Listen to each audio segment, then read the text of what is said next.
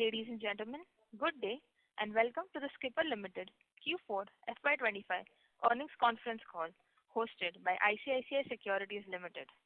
As a reminder, all participant lines will be in the listen-only mode and there will be an opportunity for you to ask questions after the presentation concludes.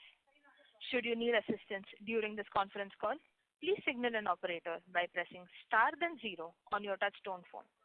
Please note that this conference is being recorded. I now hand the conference over to Mr. Mohit from ICICI Securities. Thank you and over to you, sir. Yeah.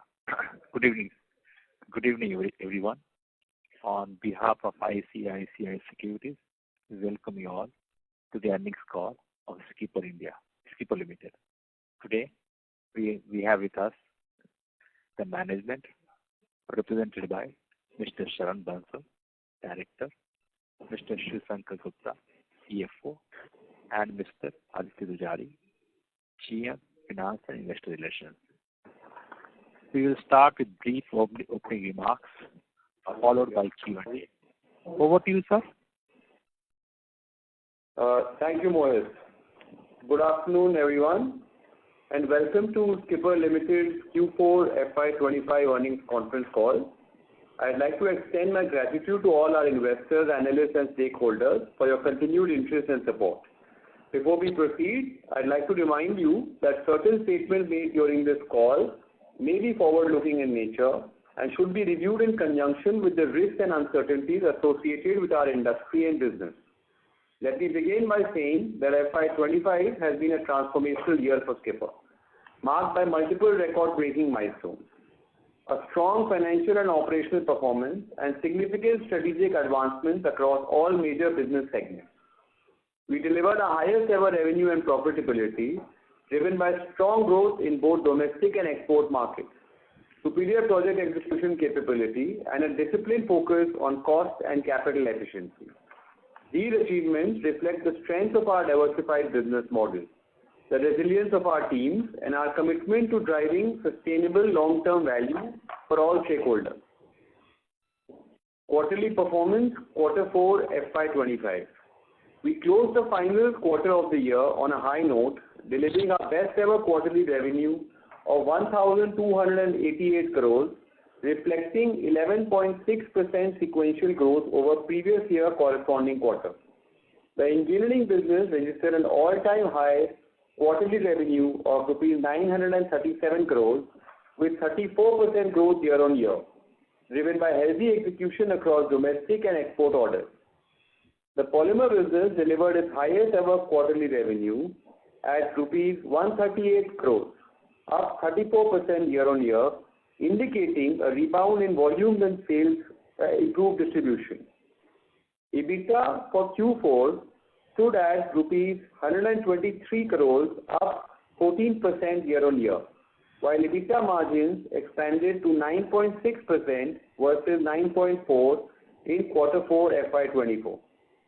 Accompanied by robust growth in bottom line, consolidated PAT increased to rupees 47.9 crores, the highest for any quarter, registering 90% growth over rupees 25.2 crores reported in corresponding quarter of previous year, while PAT margins improved to 3.7% of sales against 2.2% in previous year quarter. Annual performance FY25. Moving on to the full year performance, I am pleased to share that Skipper has delivered its highest ever annual revenue of rupees 4,624 crores, a robust growth of 41% year-on-year over FY24. The engineering segment contributed rupees 3,518 crores, up 58% year-on-year, backed by strong order execution. Export revenue grew by 21% to rupees 770 crores from rupees 635 crores last year. Export share in overall engineering segment business stood at 22%. The infrastructure segment clocked revenue of rupees 674 crores, growing 13% year-on-year. Consolidated EBITDA for FY25 stood at rupees 451 crores, with margin sustained at 9.8%. while annual consolidated PAT surged 83% year-on-year to an all-time high of rupees 149 crores compared to rupees 81.7 crores in previous year period. The PAT margin to sales improved to 3.2% against 2.5% in corresponding period, showcasing an improvement of 70 basis points. Order book and inflows. Moving to our order book and business outlook, we continue to build strong visibility for future revenue growth. FY25 was also a landmark year for our order inflow and backlog.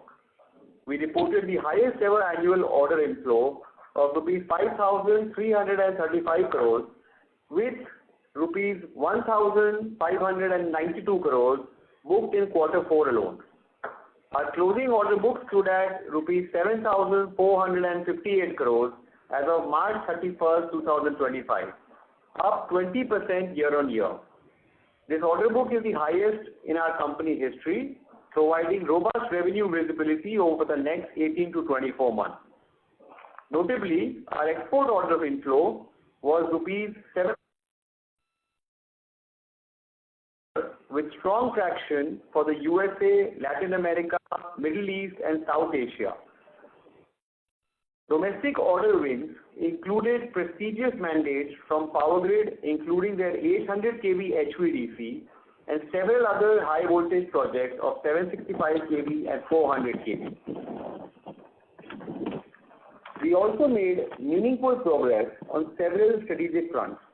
Few of the updates are as below. Achieving a landmark breakthrough in USA market by securing a multi-million-dollar pole supply order from one of the largest EPC players in the region, laying the foundation for sustained growth and market expansion in North America. We successfully secured our first substation EPC contract, marking a strategic expansion of our EPC portfolio and capabilities. Our 75,000 capacity expansion is on track and expected to be fully operational from May 25, supporting future growth in engineering volume. The company is in advanced process of implementing SAP S/4HANA RISE, an advanced ERP solution within next quarter.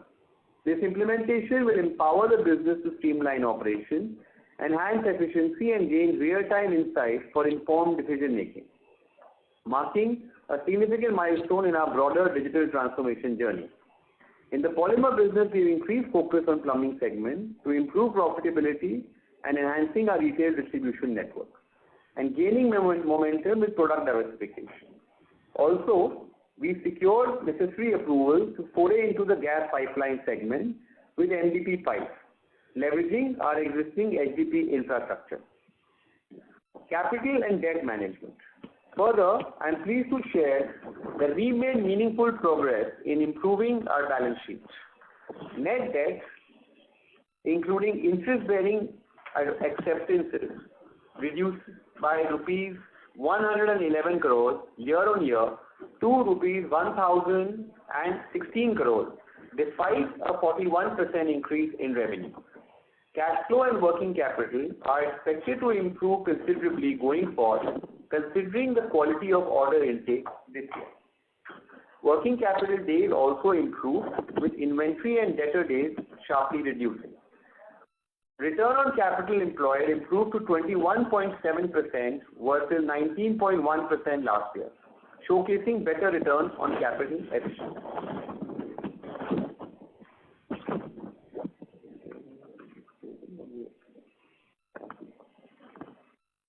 Outlook. We believe Skipper is at an inflection point with a multi-year growth runway ahead, driven by a strong pipeline of domestic and international T&D opportunities, strategic expansion into new growth areas, a clear strategy to grow exports under the China Plus One narrative, focus on operational efficiency.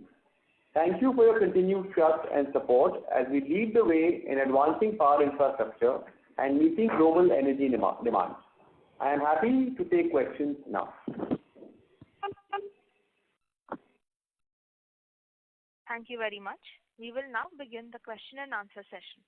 Anyone who wishes to ask a question may press star and 1 on their touch-tone phone. If you wish to remove yourself from the question queue, you may press star and 2. Participants are requested to use handsets while asking a question. Ladies and gentlemen, we will wait for a moment while the question queue assembles.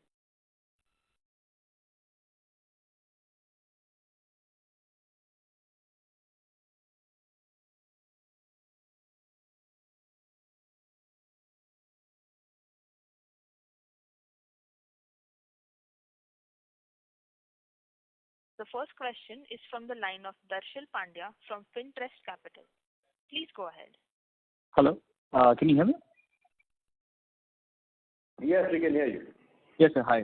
Good evening and congratulations on this great set of numbers. Sir, my first question would be on the capacity addition that we are having of 75,000 tons. If I'm not wrong, this was supposed to be added in Q4 of last year. Yes, that's correct. So part of the capacity is already online, and the full capacity of 75,000 will be available to us within quarter one. Okay. So precisely, if I'm to understand, for 6 months, I guess we will be able to see the revenues that from the new capacity that is going to be live. Yeah. We should be able to see it from quarter two onwards itself. Got it. And sir, if you can just, throw some more light on the new USA orders and the other major update of the presentation, page number 8. If you can just, highlight some more points on that, what kind of, how this growth will be materialized in terms of numbers, that would be really nice. So the US right now, of course, as I said earlier, that our present USA till last year, we did not have any significant business, but the order that we have recently secured, this is, you can say, a first breakthrough order, where now we see that Indian players will definitely have a lot of opportunity, as because the USA is having trade problems with other areas like Mexico and China. So definitely we expect to benefit from the overall new trade situation. And so we secured a first major order for pole supplies into USA, and we expect more and more orders to come in the future from that geography. Okay. But how will this materialize in terms of numbers? That was the primary understanding. It is difficult to put specific numbers to any particular geography. However, we maintain that we are looking at a lot of growth from the various export markets. This year also we have grown our export execution has grown by about 22% compared to last year. Last year our export revenue was 635 crores. This year our export revenue has grown to 770 crores. So I'd say that the exports are growing consistently in various geographies, and the exports to North America will also be part of our overall export growth. Got it. One question before I also come back again is to understand, do we have any revenues coming from government in our PVC business? We used to have like in FY24. We had significant amount of revenue coming from the sale of HDPE pipes in the Jal Jeevan project. However, in the year that just concluded, we saw a major dip in revenue coming from the Jal Jeevan project business. So we expect that now with in the recent budget, Jal Jeevan projects have again been given some allocation. So hopefully we should see again that revenue being revived in the new financial year. There's some, what the news says is around 46% of the Jal Jeevan mission is somewhere, they have slashed the project size. Is this correct, or have you got any update on this? Just a minute. So basically what we are doing is we are reducing our dependency on the JJM project right now, and we are focusing more on the plumbing and retail side of the business. That's the strategy right now. Yeah. Got it. I'll fall back in the queue, sir. Thank you so much. Thank you. Next question is from the line of Manish Ostwal from Nirmal Bang. You may go ahead. Yes, sir. Thank you for the opportunity. I have first question on the order inflow side. So we'll be starting FY26 with approximately 7,500 crores of order book. And if I look at your last year opening order book and the order inflow, we approximately executed 40% of that in terms of revenue for the current year. So now, looking at the domestic market as well as the export market, you talked about the opportunity arises from the trade war with the US trade war with Mexico and China. So both the context, domestic as well as the overseas market condition, how do you see the order inflow panning out for us in F26 from the opening book of 7,500 crores approximately? You're asking that how do we see further order intake situation? What is the question exactly? Yeah, that is the question. Yeah, so order bidding pipeline is very, very strong, and both on the domestic side as well as export side. So I believe that the bidding pipeline is extremely strong, and it will continue to remain strong for several years, because in the Indian market, Government of India CEA has projected an investment of 9 lakh transmission segment up to 2032. So we are seeing, we are continuously going to see projects coming up in the Indian market, and because of our push into exports and because of our presence in various countries around the world, we are seeing more and more business coming our way in exports as well. So overall, we believe that we will continue on our growth path, and the order book, we should be able to grow further in FY26 as well. Can you quantify the bidding pipeline for us? What is the total bidding pipeline we have, and what is the percentage success rate in F25 against our bidding pipeline? Our bidding pipeline is now 20,000 crores plus, and in the past we have seen a minimum 25% success rate. However, of course, we expect to grow the bidding pipeline also with our capacity coming online. We will be starting to bid in more projects as well. Sure. The second question on the leverage side. So I was looking our debt management slide, and where we mentioned that the interest bearing acceptances is declined, and overall, but if I look at our interest cost against our revenue growth, which is 41%, our interest expense increased by 38.2%. So effectively, despite our decline in the overall the debt thing, but it is not reflecting in a P&L in the form of interest expense in the percentage of revenue, which you talked about in earlier quarters also. So first, in F26-27, where do you see this? And if I look at our operating cash flow also, before the working capital adjustment, your operating cash flow is showing a growth of 42%, but there is a lot of consumption of capital happening in the working capital. That's why our operating cash flow has declined on a full year basis 23%. So can you explain why the benefit of interest, the debt reduction not reflecting the interest cost? And secondly, where do you see the trajectory of that line item in coming years? Okay, so very relevant question. Firstly, on regards to the finance cost, if you notice our finance cost for the full year last year for FY24, we were at about 4.69% to sales, the finance cost for the full year.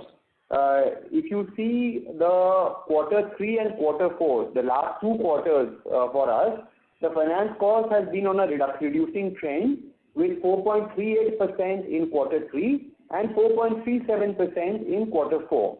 So we believe that now for the full year, we should for the full year FY26, we should be coming closer. The declining trend should continue, and we should be coming closer to a 4% kind of a finance cost based on revenue. So that is where our effort will be, to bring down our finance cost close to 4% for the full year. And with regards to cash flow, of course, we have done significant amount of capex also, and we are, despite that, we are maintaining healthy cash flow.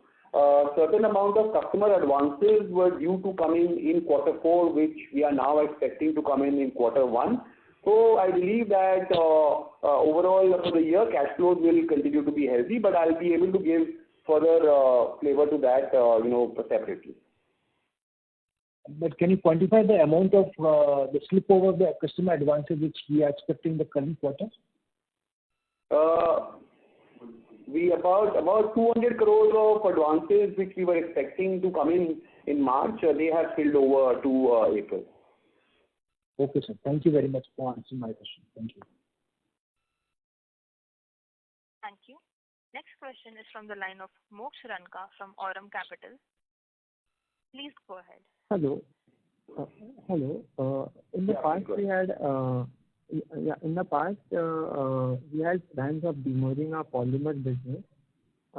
And subsequently, I don't while reading the essay, I came across that. So why was the plan dropped, or what actually happened? Will you please explain me?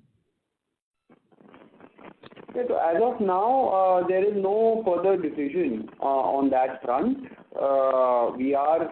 Our polymer business continues to grow well, and we are looking at good growth in this business in the coming years as well. As and when, of course, a decision will be taken, we will subsequently inform you. But as of now, there is no decision regarding demerger. In the past, it was announced, right? And what was the reason for scrapping that demerger plan?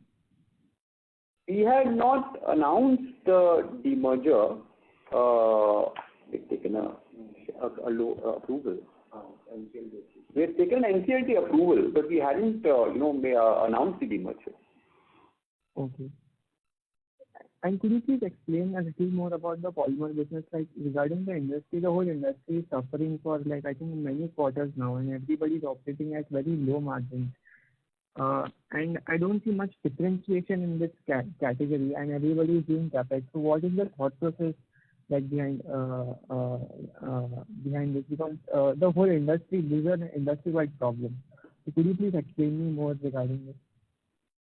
So I'd say that the industry is facing some headwinds, like you rightly mentioned. However, if you notice that despite the industry headwinds and the sharp reduction in Jal Jeevan project, we have maintained our revenue in this business, more or less to previous year's levels.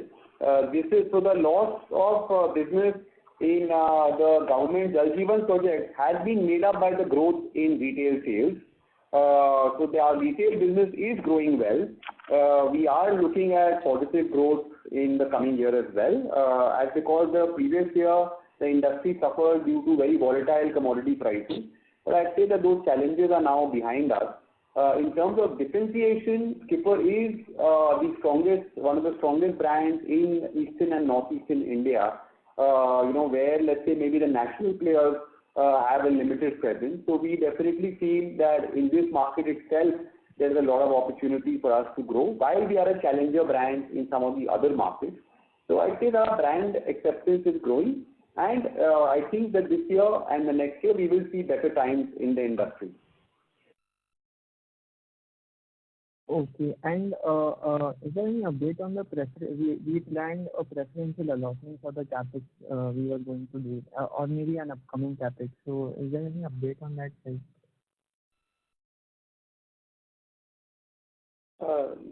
So not a preferential, it was a QIP or something, I think. QIP, yeah, you're asking about the QIP, yes.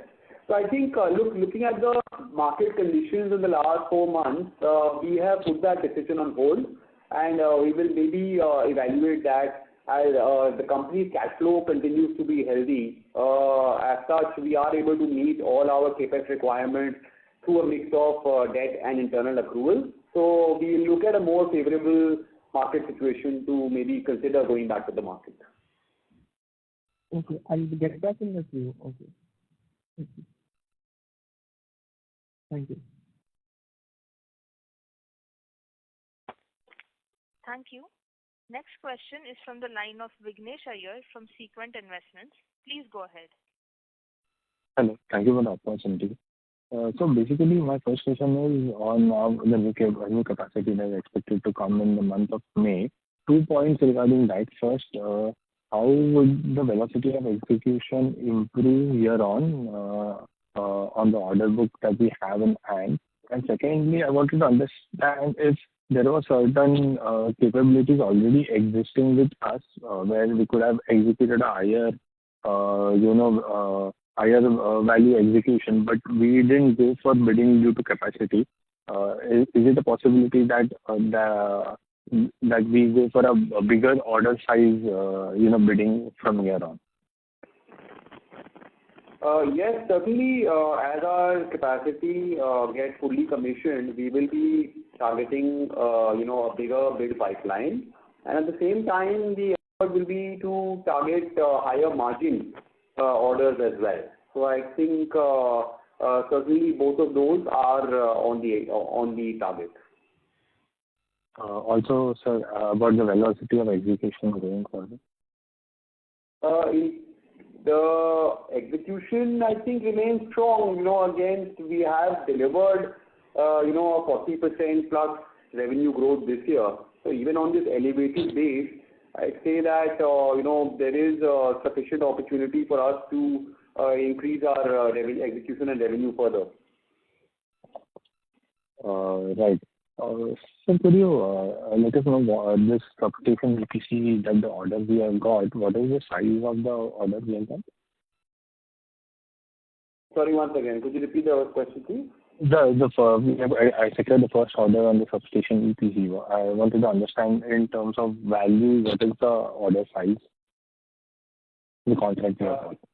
It's about 45 crores. About 45, yeah. Thank you. That's all from my side, and all the best. Thank you. Follow-up question from Darshil Pandya from Finterest Capital. Please go ahead. Hi, can you hear me?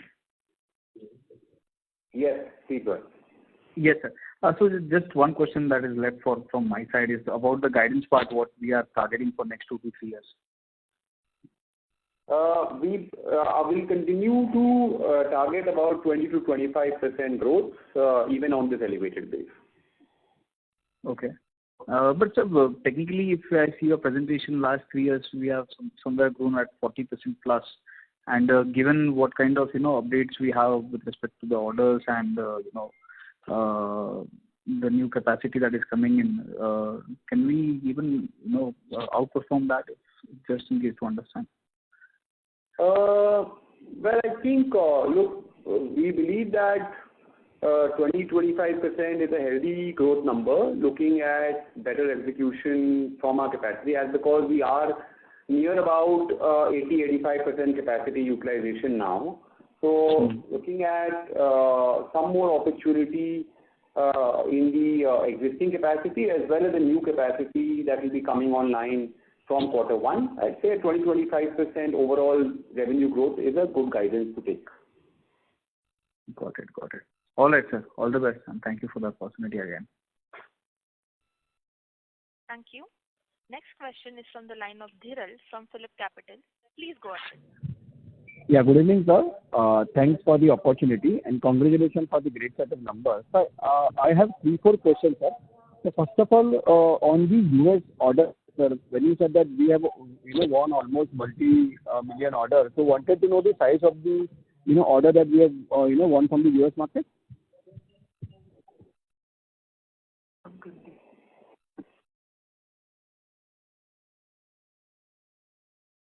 Hello.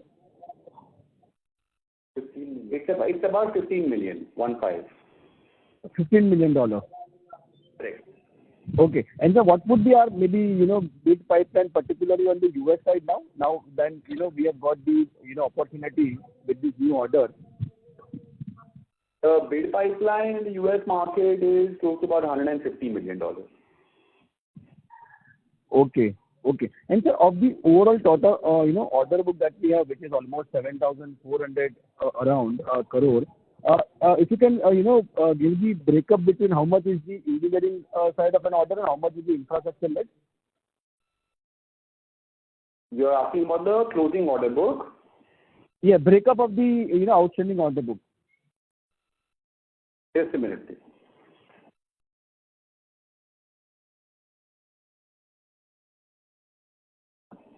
5,800 crore pertains to EPC.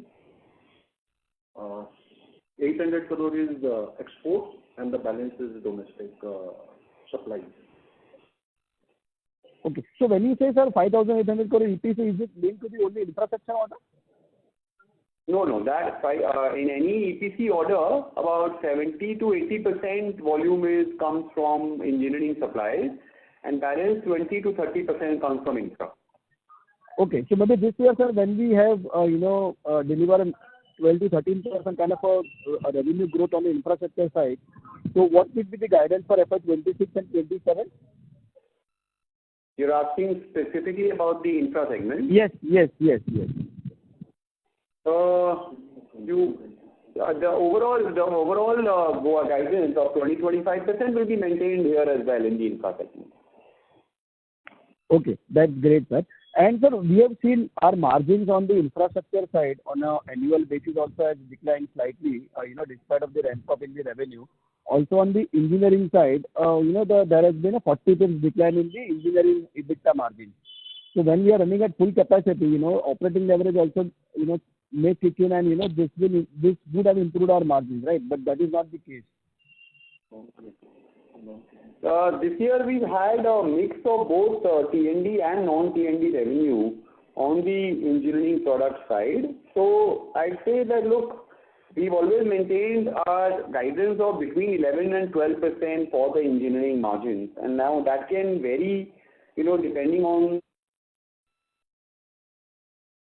suited. So it is range bound, I would say, that the margin on the engineering product. And even in infra, the dip is, it's almost flat because it was 6.1% previous year and 5.9% this year. Okay, so this would remain in the same range, around 6%, right? Yes, correct. Okay. And sir, now coming to the polymer part, so now when we have entered into this gas, pipeline space, so does it improve our overall utilization of the, pipe segment in the coming year, particularly for FY26-27? Yes, it will certainly improve. All of this is adding to our product portfolio in the polymer segment. But of course, our prime focus will remain on the plumbing side. But whether it is the MDP for the gas pipeline or HDP for Jal Jeevan water project, all of those will help in our overall capacity utilization. Okay, so this year was largely remained flat, because of the macro environment. So what will be the guidance for FY26-27 on the polymer side? I think on the polymer side, we can expect a little higher growth, between 25 to 30%. Okay. And so lastly, on the debt part, so any debt, since, we have reduced our interest-bearing debt this year also by almost 100 or around more than 100 crores. So what could be the, debt guidance for FY26? I don't have a debt guidance for you right now.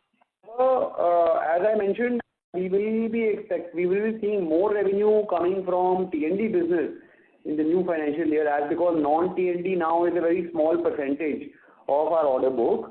So we expect improvement both in the margins as well as the working capital side. So just as we have been able to achieve some reduction on the working capital this year, we should be able to achieve further improvement in the working capital. And as from management side, our focus will be to bring down the finance cost as a percentage of sales closer to 4% versus 4.4% right now.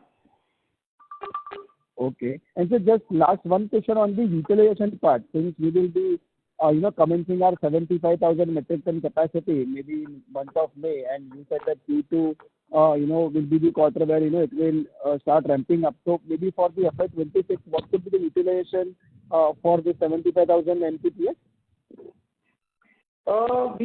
Because we have a sufficient order book, so we expect that right from, within 1 or 2 quarters itself, we will be able to achieve. So maybe by quarter itself, we will be able to achieve 80-85% capacity utilization, which is the optimal capacity utilization for any capacity. So are we then looking for another fresh capex, maybe for FY27 growth? Yes, certainly. We will be doing a fresh capex this year also. So this would be of how much amount, sir, and what will be the capacity addition? We will be adding a further amount of 75,000 tons this year also. So this will be again a brownfield kind of an expansion, sir, with maybe 200 crore kind of a capex?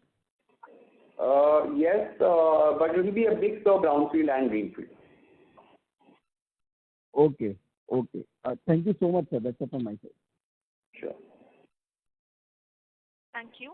Next question is from the line of Gunjan Kabra from Niveshaay Investments. Please go ahead.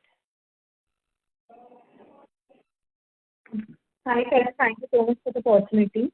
Just wanted to understand the US market a bit that, firstly, from where does US import towers as of now? Major requirement, because considering it's a labor-intensive industry, so how much is domestically sourced and how much will be imported from other countries? The US has some domestic production as well. And also they are importing towers from Mexico, Brazil, and Turkey and China. So these are the major destinations internationally where major towers and towers are being supplied into the US. Right. Okay. So here, what's the approval cycle that if one wants to supply to the US market? So in transformers, there's a big approval cycle of so many years of, supplying to the US market. So in tower, how is it? And plus, if Turkey is also a major supplier, so seeing the current tariff scenario, don't you think that they will have a major advantage than India, or we can gain market share there because of the tariff in the current scenario right now?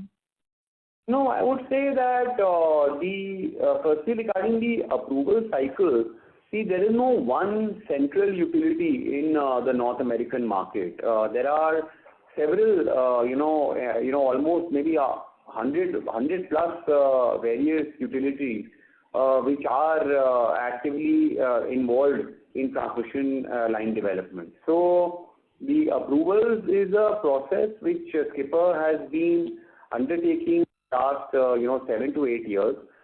We have gotten ourselves approved and our product certified with a number of such utilities already, and that number is constantly growing. So I'd say that this is a long gestation business, and just like transformers, this will definitely require a long time for any new player who's starting out today to build up momentum.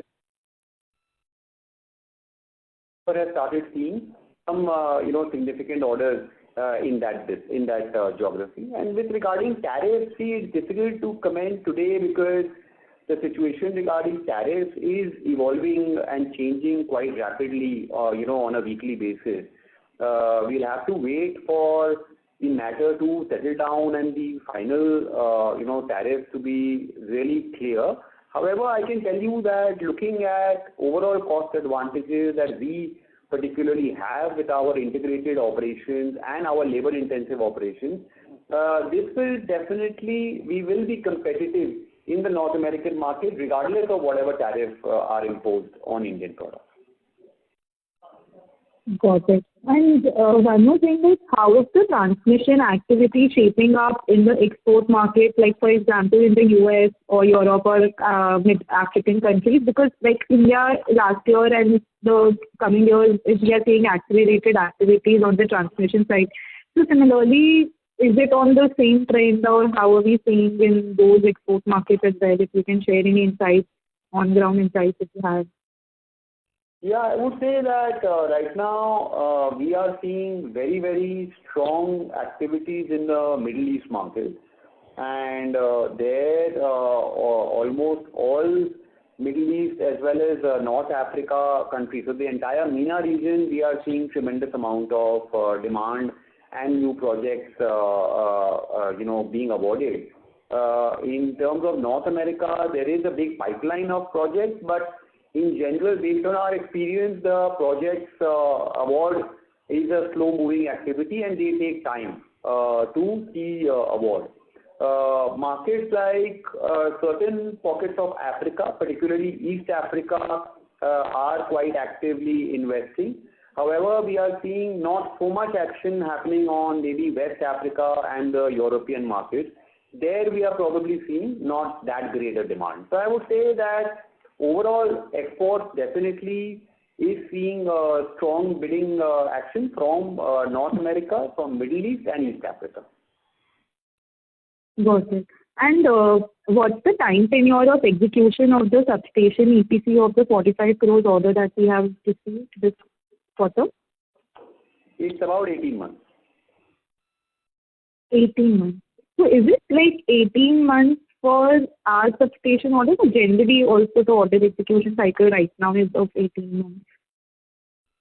I'd say that depending on the voltage level, 18 to 24 months is, the normal. Is the general order. And this will be for what kV right now? Like, I mean, on the distribution side we have got, or on the higher voltage side? This is a 66 kV project. It's for transmission. 66 kV. Okay. Okay. Thank you so much and good luck. Thank you. Thank you. Next question is from the line of Darshan Solanki from Axis Securities. Please go ahead. Yeah, thank you, sir. Thank you for congratulations for a good set of numbers. So my question is mostly focusing on the domestic outlook. So we all know that it's domestic outlook remains strong with 9.15 trillion CapEx. But if you see for FY25, the transmission lines and the substations that are added for the year are basically not according to the targets that were set there. So there is a underachievement. So just wanted to know your view on the on-ground challenges. Like, are there any on-ground challenges in regard to the execution which may impact the order pipeline of us?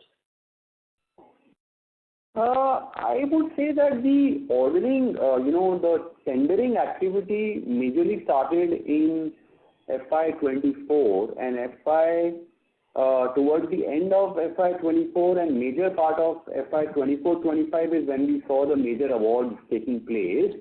So probably yes, considering a 18 to 24 months build cycle, we should see definitely major lines and substations getting added starting from FY26 and really picking up pace in FY27 onwards. But on-ground execution remains strong. I think that is very well reflected in our top-line growth numbers also. Understood. So basically, you do not foresee any challenges when it comes to order inflows? Not at all. Understood. Sir, I just wanted to check, what is our current market share in the high voltage segment? It's approximately 15% in the high voltage transmission line segment. Understood. I think my last question would be, so capex guidance was around 800 crore for the next 4 years, 200 crores per annum. So that is the same, or is there any update to it? Yes, it largely remains the same. Understood. That's it from my side. Thank you. Thank you. Next question is from the line of Dinesh Kulkarni from RDST.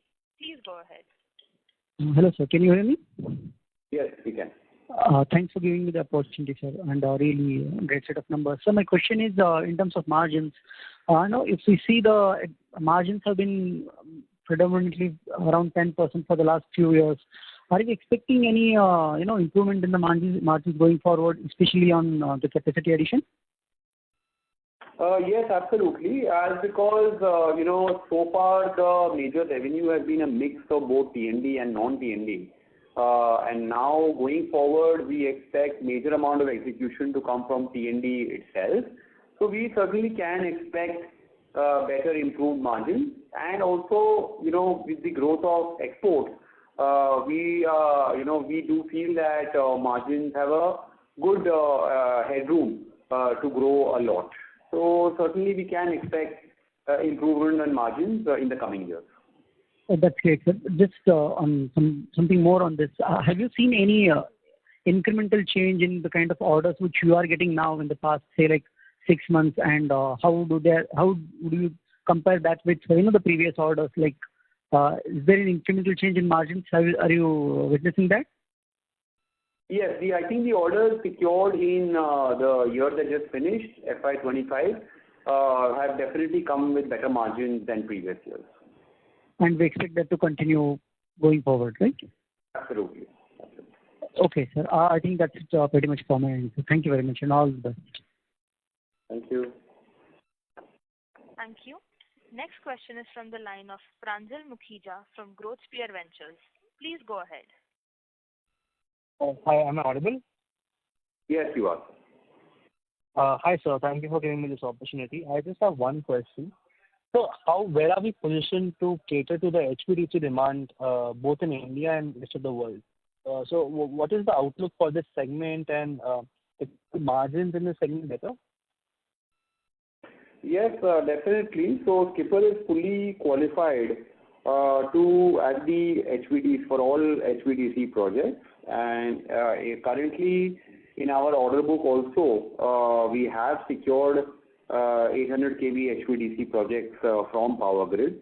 Globally now, even in like markets like North America, we are seeing that they are moving to further higher voltage. Previously, the highest voltage that was deployed there was 500 kV. But now, for the first time, we are seeing that they will also be going for 765 kV high voltage projects. So I think with our expertise in, we have been doing 765 and 800 kV projects in India for the last 15 years. So, so I think we have built up a lot of expertise and a lot of technical capability in this category of projects, and we will be able to leverage that capability for supplies in a lot of markets, including North America. So how big was this project, like the 800 kV project that you are mentioning? It's close to about 500 crores. Okay, and margins here are better or like similar to the current business or in the engineering side? Yes, just slightly better. Okay. Thank you, sir. Thank you. Next question is from the line of Mahesh Atal from Atal Investment Advisors. Please go ahead. So what would be your margins from this US business that you have achieved? That would be somewhere around 1,300 crores, I guess. What could be your margins there in US? No, we don't. Sorry, the 1,300 crores, where did you get that number from? $15 million, right? I mean, sorry, $15 million it is, right? Correct. What you have achieved. Yeah, so on that, what would be your margins?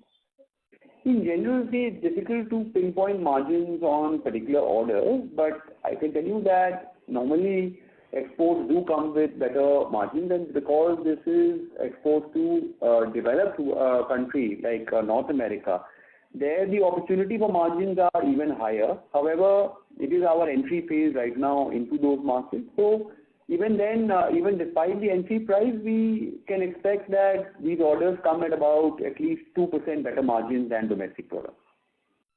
Okay, so 200 BPS on your existing margin profile, right? Yes, and you correct. said there is 10 times more opportunity available there. So how would we build up over FY26 and 27? Can you please share some light on that? I mean, what could be the opportunity for us out of that 150 million? No, so 150 million is only our current bidding pipeline, but in terms of overall opportunity for bidding, our expectation is that there will be at least 10 billion worth of projects, coming up over the next 2-3 years for bidding in North America. So we obviously look to increase our approval process, our registration, certification process, and we continue to increase our bidding pipeline in that market.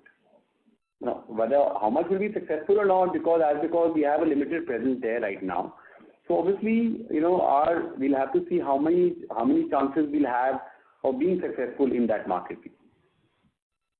What would be your dividend outflow this year, sir? Dividend outflow will be 10%. In terms of actual numbers. You're asking absolute numbers. Yeah, absolute numbers. Yeah.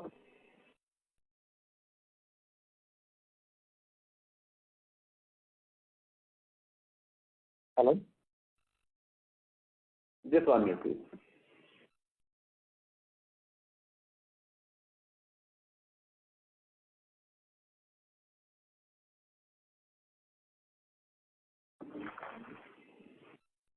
Okay, we can check and come back to you offline about this, but...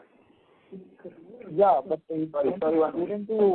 my question was more on that won't it be prudent to, use... So it will be about 1.5 crores this year.